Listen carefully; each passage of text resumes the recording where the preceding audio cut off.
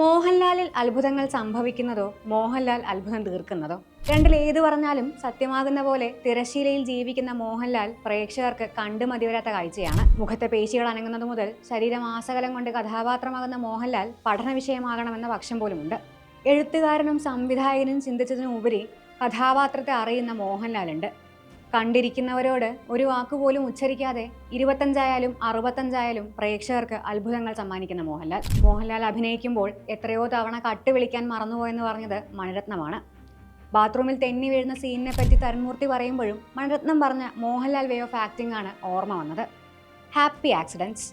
Rehearse ചെയ്യുന്ന സമയത്ത് പോലും ചില അപ്രതീക്ഷിത മുഹൂർത്തങ്ങൾക്ക് ഇട കൊടുക്കൂ എന്നാണ് മണിരത്നത്തോട് മോഹൻലാൽ പറയുന്നത്. ഞാൻ നടന്നു പോകുമ്പോൾ എൻ്റെ മുണ്ടഴിഞ്ഞു പോയാൽ ഞാനത് തിരികെ മുറുക്കി കൊടുക്കുന്നത് ഒരു മൊമെൻ്റ് ആണ്. അതിനുള്ള ഫിലിം മാറ്റിവെക്കൂ. പത്മരാജൻ മുതൽ ഏറ്റവും അവസാനം തരുൺമൂർത്തി വരെ ആ മോഹൻലാൽ മൊമെൻറ്റ്സിന് സാക്ഷ്യം വഹിച്ചിട്ടുണ്ട്, സാക്ഷ്യം പറഞ്ഞിട്ടുണ്ട്. മോഹൻലാൽ കഥാപാത്രങ്ങൾക്ക് നൽകുന്ന ഡീറ്റെയിലിംഗ് കഥയുടെ പൂർണ്ണതയിൽ പുനർവായനകളിൽ മറ്റ് മാനങ്ങൾ നൽകുന്നവയായി മാറും. ആ മാജിക്കിന് ഒരു പദം കണ്ടെത്തിയിട്ടുണ്ട് എന്ന് തോന്നുന്നില്ല. പര്യായമില്ലാതെ നമുക്കവയെ മോഹൻലാൽ മാജിക് എന്ന് വിളിക്കാം. തങ്ങൾ ഒരുമിച്ച് കണ്ട സ്വപ്നത്തിൽ നിന്ന് പിന്മാറാൻ ചുറ്റുമുള്ളവരൊക്കെയും പറയുമ്പോഴും തൻ്റെ അച്ഛനോട് വന്ന് വിലപിക്കുന്ന മനുവിന് മുന്നിൽ പറഞ്ഞതൊന്നും മനസ്സിലാകാതെ താൻ അന്വേഷിക്കുന്ന മറ്റെന്തോ ഒന്നിൽ നിന്ന് അസ്വസ്ഥനായി തൻ്റെ കൈവരിൽ അമർഷം തീർക്കുന്ന ഒരു കുഞ്ഞായി അയാൾ ഇരിക്കുകയാണ്. ചോര പൊടിയുമ്പോഴും എന്തിനാണ് മുന്നിലിരിക്കുന്നയാൾ ബഹളം വെക്കുന്നതെന്നോ തൻ്റെ കൈ പിടിച്ച് മാറ്റുന്നതെന്നോ അറിയാതെ ഒരു കുഞ്ഞിനെ പോലെ ഒന്നും മനസ്സിലാകാതെ നോക്കി നിൽക്കുന്നുണ്ട് അയാൾ. അറിഞ്ഞിരുന്നെങ്കിൽ താൻ കൂടെ കയറിപ്പോകേണ്ട കാറിൽ മനു ഇൻ്റർവ്യൂവിന് പോകുമ്പോൾ പ്രേക്ഷകരുടെ ഉള്ളൊരു കത്തി വെച്ച് കീറും പോലെ രമേശൻ നായർ ആ ഗ്രില്ലിൽ കൈയിട്ട് കരകര ശബ്ദമുണ്ടാക്കി കഴുത്ത് താഴ്ത്തി വിട പറഞ്ഞു പോകുന്ന മകനെ നോക്കി നിൽക്കും.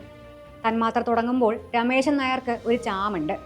ആകാശത്തിന് കീഴെയും ചുറ്റിലുമായി മനുഷ്യൻ കണ്ടെത്തിയ എല്ലാത്തിനെക്കുറിച്ചും അതിലും കോംപ്ലിക്കേറ്റഡായ മനുഷ്യ മനസ്സുകളെക്കുറിച്ച് പോലും അസാധാരണമായ ധാരണകളുള്ള ഒരു മനുഷ്യൻ.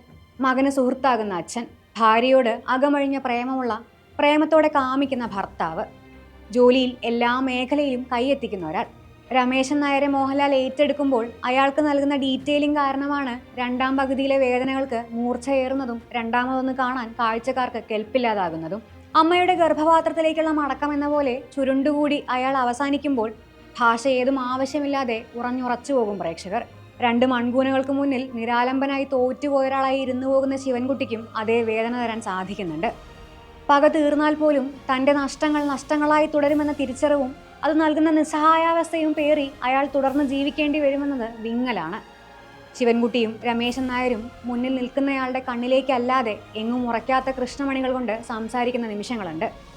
മോഹൻലാൽ എന്ന അഭിനേതാവ് ചിലപ്പോൾ വളരെ വിരളമായ അവസരങ്ങളിൽ മാത്രം നൽകുന്ന അത്ഭുതമാണത്. ആ നേരം ആ കണ്ണിൽ തിളക്കമുണ്ടാകും.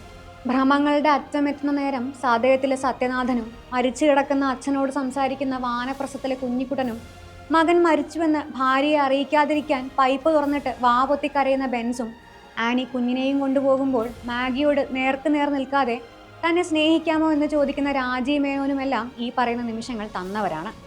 തീർച്ചയായും സ്ഫടികവും മിഥുനവും 20-ാം നൂറ്റാണ്ടും സീസണും ദേവാസുരവും എല്ലാം മറ്റൊരു മോഹൻലാൽ വണ്ടറാണ്. മോഹൻലാൽ എന്ന താരത്തിന് പുറത്ത് മോഹൻലാൽ എന്ന നടൻ വളരുമ്പോൾ നമുക്ക് ലഭിക്കുന്ന നിമിഷങ്ങളുണ്ടെന്ന് മാത്രം. മോഹൻലാൽ തിരശ്ശീലയിൽ തീർക്കുന്ന അനർഘ നിമിഷങ്ങൾക്ക് സാക്ഷ്യം വഹിക്കുക എന്നത് അനിർവചനീയം. തുടക്കത്തിൽ പറഞ്ഞ 25ഉം 65ഉമല്ല, ആ വിസ്മയത്തിന് മറ്റൊരു പേരില്ല.